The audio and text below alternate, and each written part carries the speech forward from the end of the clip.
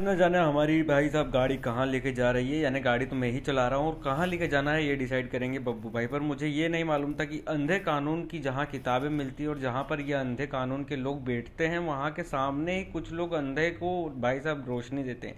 हालांकि मुझे मालूम नहीं था कि हमारे बब्बू भाई साहब जो है वो अंधे होने का मतलब कि चश्मा लगवाने के लिए आने वाले हैं।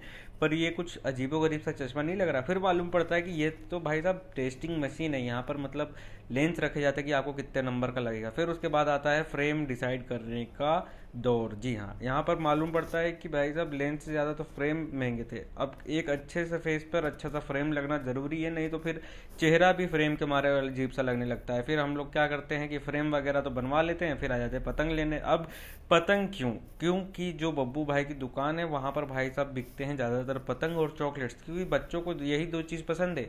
आज दुनिया इतनी आगे बढ़ गई है पर उन बच्चों को केवल पतंग उड़ाना है और चॉकलेट खानी है। और यहीं पर समय हो जाता है 4:38 का, जिसको देखते हुए मैं ये समझ जाता हूँ कि भाई साहब आने वाला समय मेरा जो भविष्य है वो अंधेरे में है।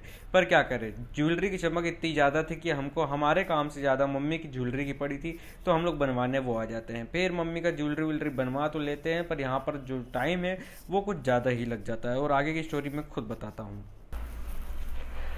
तो अब जाके मैं हुआ हूँ भैया, देखो फ्री। कितनी बज रही है इसमें? तो चलो 12, ये तो घड़ी खराब है, इसमें दिखाता हूँ तुम्हें।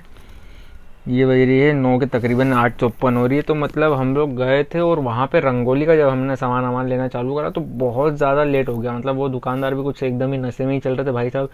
उनको ना कैलकुलेशन आ रही थी ना उनका काम हो रहा था। फिर अभी भी मैं नेहा को जो है उसकी दुकान पे छोड़ के आया, तो फटाफट से आज का अपन फटाफट पुशअप्स मार लेते हैं क्योंकि टाइम बहुत कम है। अपन को भी दुकान भागना है, वहाँ पे सूजे भैया परेशान हो रहे हैं। तो चलो फटाफट से पुशअप वुशअप मारी जाए। और आज जो है बड़ा मज़ा आया क्योंकि ये शोल्डर जो अभी 4 दिन से मेरे ब्लॉग चल रहे थे एकदम खींचे खींचे से, वो थोड़े से रिलैक्स हो गए हैं।